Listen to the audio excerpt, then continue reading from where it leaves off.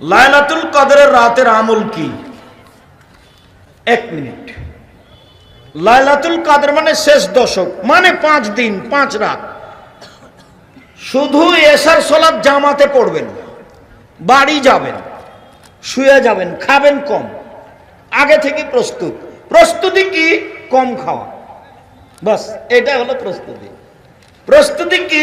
হাট বাজার কম। 11টা 10:30টায় উঠে যাবেন, একটু শুয়ে যান, এশার সালাতের পরে একটু শুয়ে যান, 10:30টা 11টাতে উঠে দাঁড়ান, 8 রাকাত সালাতে ভোর করতে হবে।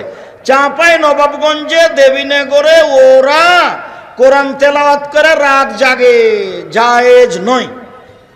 ঢাকাতে ওরা বক্তব্য দিয়ে রাত জাগে, ওটাও বিদআত। তো কিভাবে রাত জাগতে হবে? এই যে কিভাবে দেখান তো দেখি। আল্লাহু আকবার, 8 রাকাত সালাত আদায় করব।